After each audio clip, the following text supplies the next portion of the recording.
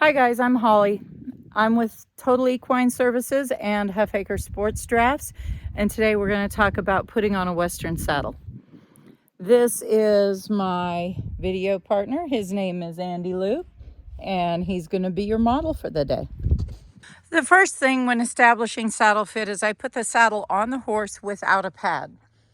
This allows me to see if there's any pressure points and if I have to use different pads or maybe some shims in order to help the horse fit. Usually when we have our one good horse, we can buy a saddle that's appropriate and fits that horse well. But they often change through seasons, through age, through work. I ride so many different horses. I have 3 different saddles that have various angles about them. And so I have to use a few little tricks in order to make sure that each horse has a good saddle fit. The very first thing I do is I look to see if I have space here. I do have a little bit of space with this horse, but I definitely need more. Ideally, you want to be able to put 3 fingers in between the gullet and the horse's withers. When we get the pad on him, that will help that. The next thing I look at is rock. So if I push on the back of the saddle, the front of the saddle, sometimes based on your tree right in here, it will rock back and forth. You don't want rock if you can be away from it. The next thing you do is you kind of run your hand up under here and feel if the pressure is even. I run my hand right along here and I feel if the pressure is even or is there a pressure point. The most important part is this angle right here. Your horse's shoulder should be the same angle as your saddle. So what you can do is you can take like 2 pencils, lay one on the horse's shoulder, one on the saddle, and they should be parallel to each other. If it's just a tad off, then you can pad it differently. If it's completely off, then you probably need to try a different saddle. So now I've pulled my saddle off and put my pad on. In Andy Lou's case, I don't really need any shims because that saddle fits him fairly well. But these are my favorite pads. These are they're diamond wool, and you can Google it and search diamond wool shim pad. It comes with these 3 pockets on each side, and it comes with the shims that go in those pockets.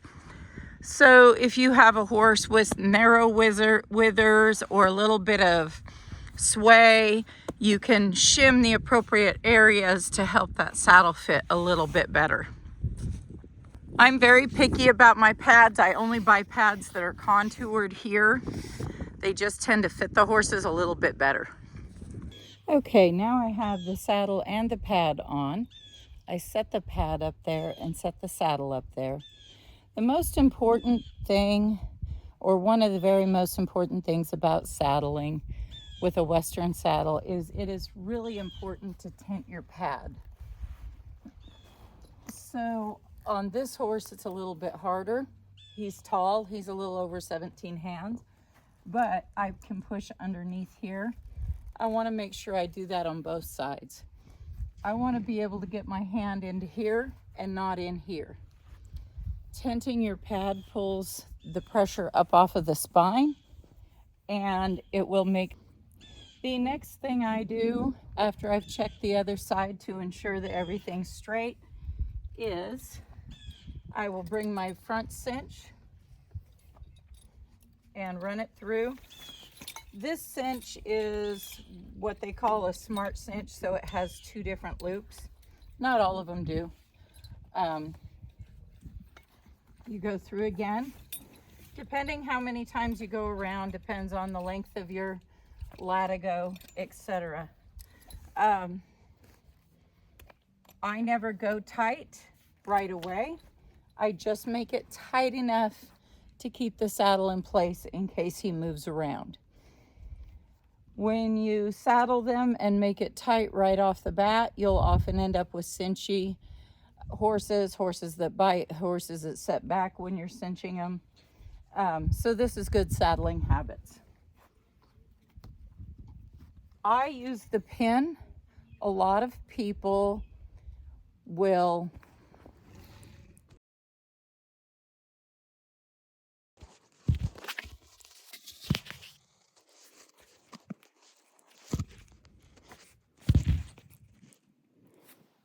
I use the pin. When I saddle, I use the pin on your cinch. A lot of people in the Western world will come up and do a knot here. Like such. That is effective. It will work. I personally don't like it because I can feel this lump under my leg and it feels uneven from the other side. So I prefer the pin.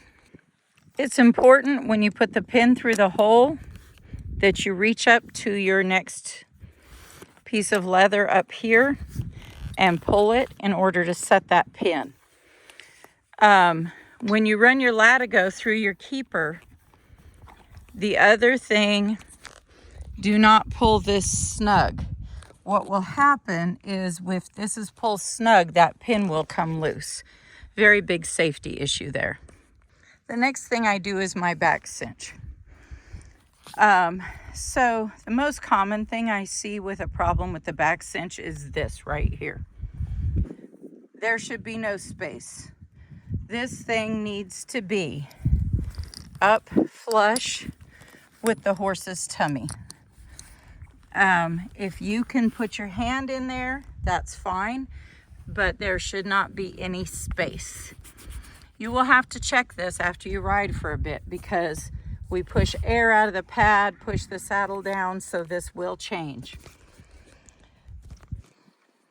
The biggest thing to be aware of is that if it's like this, then if you're on a trail ride, very easy for a branch to get hung in there. If your horse kicks at a fly, very easy for his back foot to get hung up in there. So super important, back cinch goes snug. If you are in question if it's too snug or too loose, go tighter. Another very common problem that we see is people putting the saddle too far forward. Rule of thumb is you have a fist width between the back of his elbow right here and the front of that cinch.